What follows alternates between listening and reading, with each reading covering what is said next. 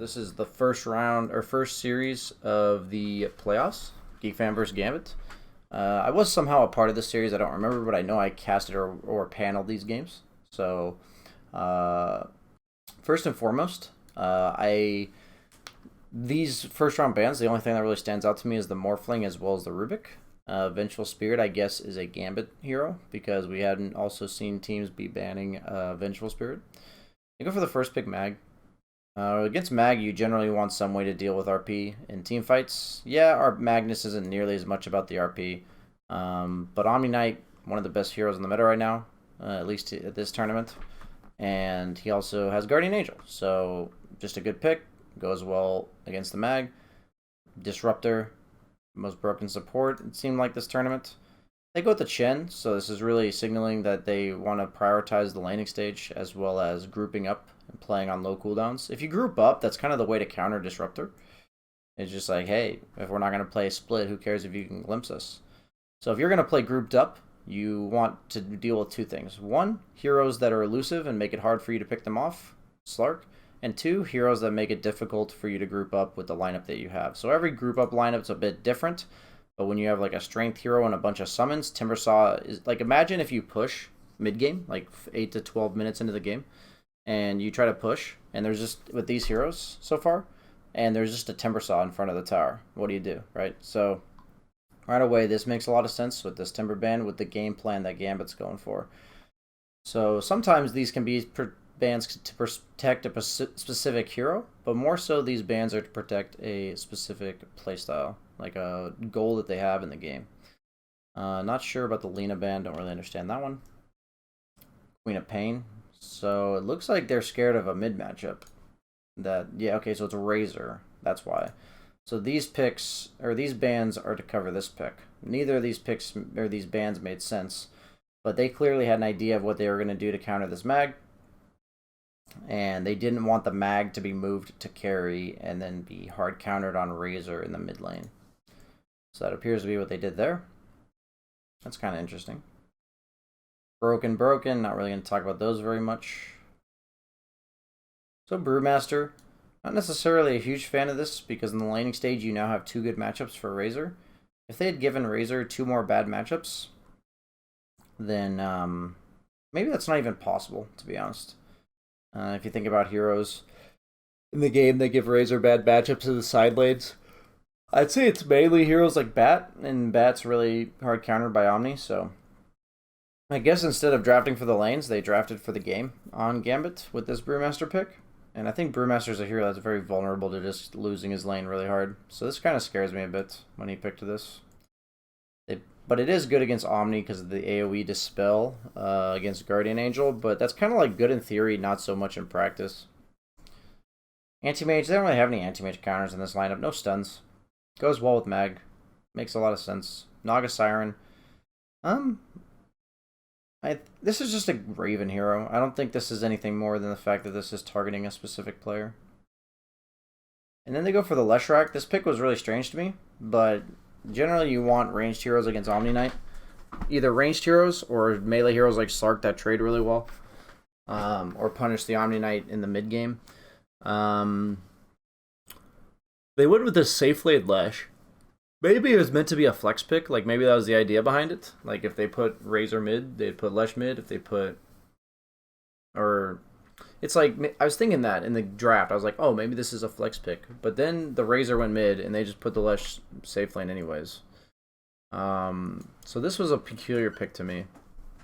I actually liked the pace of the game for Gambit here. I predicted their draft to win because I thought that this Drow Razor was going to have trouble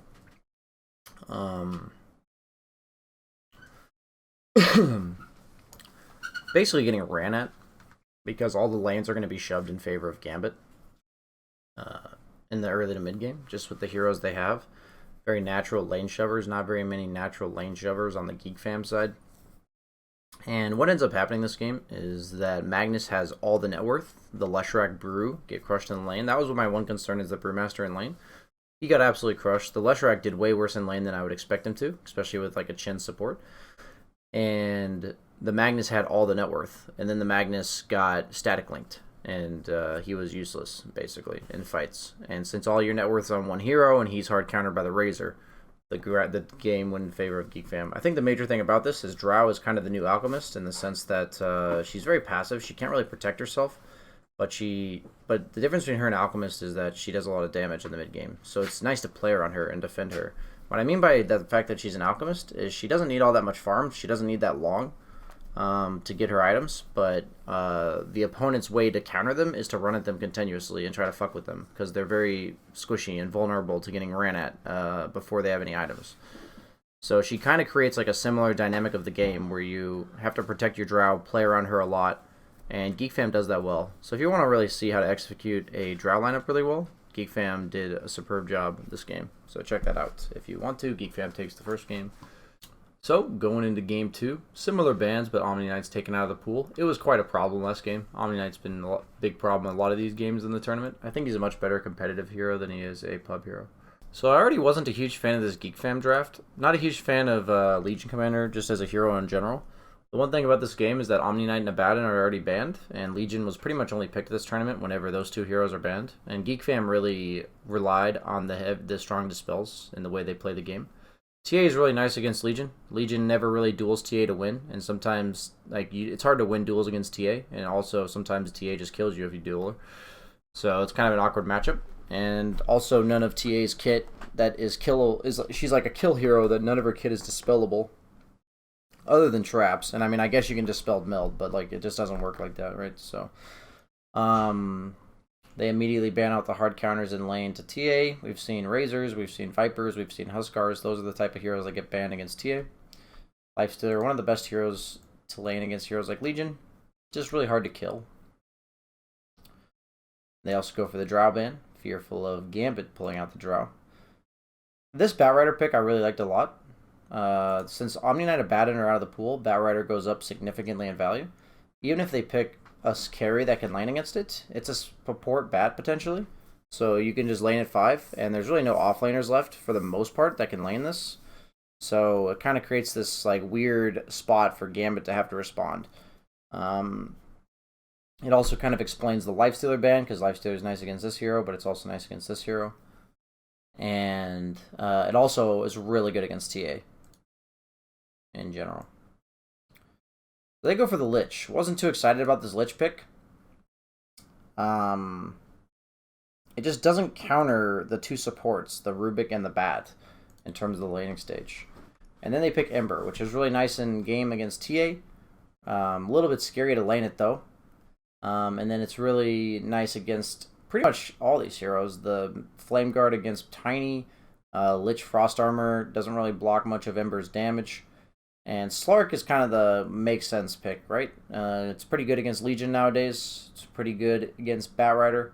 By pretty good, I mean very good. And Leash is not so bad against Ember because he can't use any of his shit. So Slark, just a good pick here out of all the meta heroes. Pretty standard. There's only really like 4 premier meta carries right now, and at least during this tournament, and Slark being one of them. I definitely think he was the best one here. Pretty much in this match, if you have like a good Slark or good PL game, 3rd, 4th pick, you take it.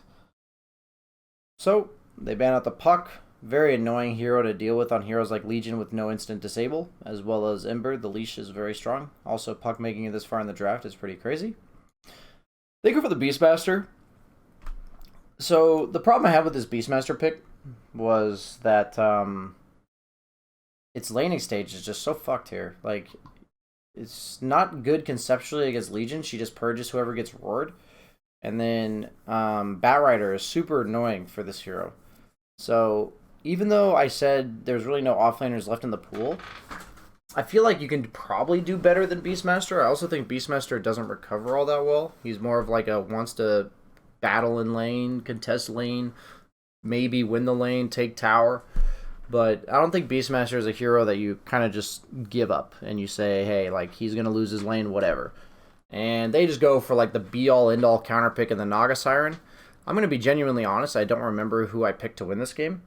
But the Naga just counters TA and Slark too hard. I think I gave Gambit a decent chance to win. But when I look at this draft in hindsight, like, it's pretty obvious that Geekfam's lineup was just better. None of the heroes on Gambit scale well against Naga.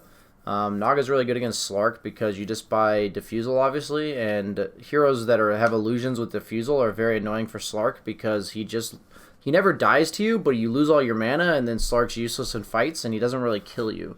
So it's like both of these heroes don't kill each other, but one makes the other one useless, and that's why Slark's generally pretty hard countered by like PL and Naga right now. And then it's just too good of a Naga game. And it proves that because it's good against Slark, it's good against Beastmaster, and it's good against TA, it's just good against all 3 cores. And even what I didn't like about Geekfam's draft was that they had, I think I predicted Gambit to win this game as well, that Geekfam had no hero that got press the attack. Like, that was what I was concerned about in this draft. And I was also concerned about the Ember versus TA matchup. Those are the things that like I highlighted. I thought like Gambit would be able to set the pace again. A lot of the games I predicted wrong this tournament was a lot about me saying, I think they're going to set the pace. I think they're going to take over the game. And what happened was the team that just scaled better into the late game and didn't lose the lanes too badly just won these games. And in this case, Geekfam, what happened was they lost 2 of their lanes, but they crushed the Naga Siren lane. And Beastmaster lost his tower at like 6 minutes and stuff. And I know Ember died like once or twice mid and also lost his tower pretty early. But the fact that Geekfam won 1 lane so drastically allowed the game to stall out long enough. And they took that game. Okay, Team NIGMA versus RNG. I did watch this series. I think I casted this series. What are the other premier meta carries? It's PL, Slark, Lifestealer, Drow. I would say are really the 4 premier meta carries right now. No Ursa? No, Ursa trash. Ursa bad hero. Lone Druid seems pretty good too, but it seems situational. Like teams, you have to be a really good Lone Druid player. Okay, RNG against NIGMA. Another really solid series to kick off the tournament, or kick off the playoffs. Very similar bans. Really the exception is this Prophet against Mind Control. Not only is it a Mind Control hero, but it's just so much about how Team NIGMA likes to play. IO, really high priority in this series. Both teams really love this hero. So just going to be first picked pretty much every game here. I don't really understand how Chen Tiny counters IO, but what this does say is, hey, we're going to be really strong in the laning stage. We're going to be active on the map. It is denying Tiny IO, like it is doing that. And RNG will first round those 2 heroes. They've done it before. But that's really all there is to it. I don't think there's anything fancy about these picks. And they go for the puck. RNG, Setsu plays a sick puck. I believe they can flex it as well. But I just want to highlight that this team specifically is very good with puck, and it supplies the setup for relocate that they need. So they ban out the bad matchups for puck in the mid lane. The TA as well as the DK really stand out bad matchups for puck. And they ban the Lifestealer PL. Those are just Monet heroes, to be honest. Rubik gives you the instant disable against the puck.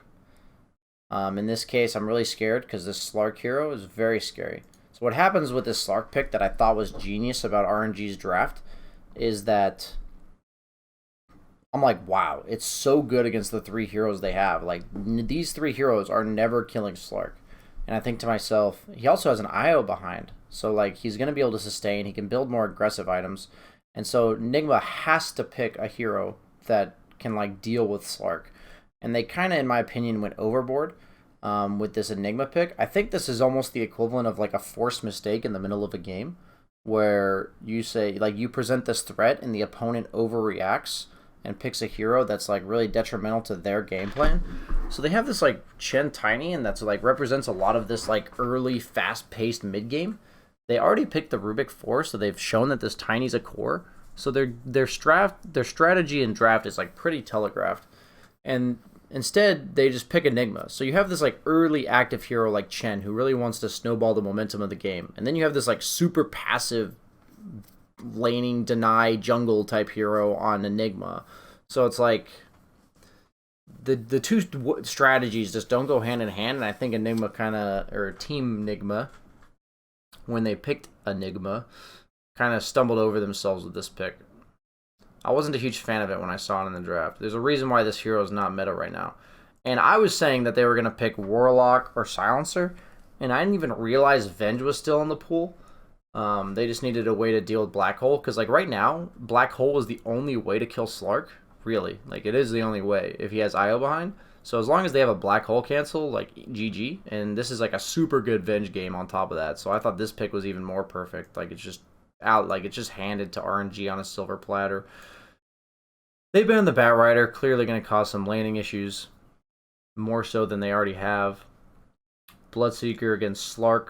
Puck makes a lot of sense, or at least against the Slark. Also really nice against Venge because the Venge save isn't nearly as impactful. Venge swap isn't nearly as strong of a save when Bloodseeker ruptures somebody. And then Tree somehow gets into last pick. Not much else to say about that hero. Ends up being a core Venge, for the record. 3-position Venge. So they go for the Naga. And we saw this already against the Slark, and it owns it. And it even owns the Venge. And it's not bad against Tree because it buys Manta. And it's not particularly terrible against IO either. And the difference maker this game was that they had a Puck. And the problem with Enigma's lineup is it doesn't have playmaking potential. It really just doesn't. They have this tiny, but in the other game that they had the Naga Siren, they were able to snowball the Naga's lane so well that like the other heroes were also able to like make stuff happen in the game. In this game, it just Nygma had like glimpses of hope, but if you really look at the graph for this game, it's just slowly but surely always going in favor of RNG, and eventually they're just ahead by so much gold. It doesn't really matter what Team Nygma's lineup is. And they have like the late game counter to Nygma as well. So I think that was a pretty heavy outdraft for one team. And one of the games that I was very confident was in favor of one draft over the other. The Rubik pick could have been better for sure. So going into game 2, they banned out the Puck because it was such a problem last game. Otherwise, the bans are the same except for this Tree actually gets banned out, even though it got to the last round last game. Nygma instead takes the IO. We talked about how high priority this is going to be. I like the Disruptor against IO. A difference between the Chin Tiny and the Disruptor is like an IO counter in the game. And then they go for a Baton. And the problem is that they kind of just presented you with the same threat on Team Nygma as Youth presented last game. You can cover it with 2 bans, OD being one of the most important bans. And then Ember Spirit, I guess that's not even targeting Miracle. He's on the team that's playing Slark. I guess Ember Spirit for some reason scared them. I'm not actually sure why. So they ban up like the split pushing / group up offlaners. These really fit the meta for IO really well. Like the way that IO wants to play, these heroes enable it really well by playing on maps, split pushing, setting up stuff. One hero is a setup, one hero is like a team fighter. They go for Venge. I really didn't like this Venge pick, by the way. It's just not good against Slark. There's not much else to say about it. It doesn't do anything to Slark. They go for the Wyvern. Venge naturally represents a lot of physical damage. So Wyvern's always good against Venge, generally speaking. It's also a decent setup for Relo. So this Darkseer pick gave me the heebie-jeebies, I'm going to be honest with you. PL obviously good against Slark as we talked about. Also not so bad against the supports either. And then they picked Darkseer. And for me, when I see Darkseer, I think enemy carry is going to absolutely free farm. And that scared me. And I honestly, this is a game where I predicted RNG to win. And for me, I really think they should have won. I'm going to show you real quick once the game loads. They ban out the Mag, really good against PL. Just another hero that farms really well. They get the 4th pick, or the 5th pick Huskar. Another lane threat. It's not very good against PL though. So the way I look at this draft is I'm like, this Huskar is lane countered. This PL scales well against all of these heroes. And this Darkseer is a Darkseer. So he's just going to lose his lane really badly. And so, like, for me, I have to show you why I thought RNG was going to win this game. They end up throwing. I'm just going to be honest with you. Like, this was a game where I predict them to be the winner, and I'm like, they should have won. Like, if you fast forward to, like, 4 minutes into the game. Let's see. In the mid lane, let's check this out. Lena's level 5. And Huskar is jungling at level 4, not even close to level 5. And meanwhile, PL is level 5, and Darkseer is jungling at level 3. So for me, I'm like, okay, this is pretty much exactly what I expected. Huskar is lane countered, Darkseer's countered. And if you look at the graphs for this game, feel free to check them out. Lina just feeds a lot. Honestly, Setsu, in my opinion, was single-handedly responsible for this loss. He just died like 4 times on the opponent's side of the map and just fed away their lead. They also tried to kill the Huskar. I'd say generally when you're ahead against a hero like Huskar, the last thing you want to do is try to fight him in a team fight, because that's really the only way a hero like Io's Byron Huskar can make a comeback, is by saving the Huskar and you failing to kill him. Going into game 3 though, because RNG managed to fuck that one up real good. Pretty standard bans again. We are seeing kind of a rotation of the heroes. Wyvern banned out. Io first picked again. Io already 2-0 this series. Doom manages to squeak through the first round. They actually banned Slark instead, enabling the Doom pick, I believe. So in this case, NIGMA had the chance to decide between banning Slark or Io. So this proves that they're not afraid of Io without the Slark. That's pretty much what they're saying. Since Tiny got banned, they're not afraid of it. They were only afraid of Io Tiny and Io Slark. They ban out the Timber. They take the Legion with a Batten still in the pool, surprisingly. That's like one of the few times I've seen teams do that. Now they lead off with a 3rd pick Huskar. This was a bit confusing to me. And RNG goes for the Invoker. Invoker is like a decent lane counter to Huskar, just because when you get enough points in Exort, you kind of just deal with him really well. So I thought he was going to go Exort, and I honestly don't remember what he went, but Invoker is just super annoying for Huskar. You burn his mana, you control him, you Cold Snap, Spirit Vessel him, so all types of Invokers. And Exort's more so good in the laning stage. Quas Wex is really good in the game, so kind of just goes from there which one you want to choose to do. And Lifestealer is my honestly ideal Doom counter. For the most part, once you get like 2 items, like you get like Maelstrom, Halberd, you just don't die to Doom anymore. You just hit him, and you lifesteal with Feast, and the Doom lasts a shorter duration because of the Halberd. And if you don't get doomed, you can just infest your teammates. So no way to kill this Lifestealer really in this game, unless he's just isolated. And he's got the Legion Invoker to back him up, buff him up. And they go for the AA counter pick to the Huskar. It's also very good against Doom, who's also kind of a sustain heavy hero. And they throw a curveball. I really liked this curveball, the TA. They put the Huskar safe lane and give Miracle the really good matchup in the mid lane, because they were concerned about the Huskar versus Invoker matchup. And it was even possible that this was going to be Ancient Apparition mid with a 4-position Invoker. I think that was quite possible as well. But the minute they pick TA, that's just not happening. You're not putting Ancient Apparition mid against TA. So that was a possibility that we kind of theory crafted, but it didn't happen for obvious reasons. Whether or not that was because they weren't doing it at all, or because this hero got picked. TA is really good against Lifestealer, good against Legion. We've talked about those matchups a bunch in the past, Legion recently. And I actually thought this TA pick could save them. And then looking at this draft, I really wasn't sure who was going to win. I thought that RNG had the draft going into the 10th pick, and then the TA was a very impressive pick to me. And what ends up happening is the Lifestealer new build with a Halberd Maelstrom is just so good against TA. It's so good against Huskar. It's pretty good against Doom. There's a little bit of throwing back and forth.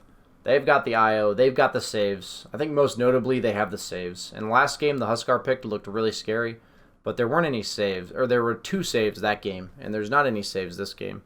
And I think that was really the big difference, is this Huskar was just not the hero that you wanted in terms of impact in the game.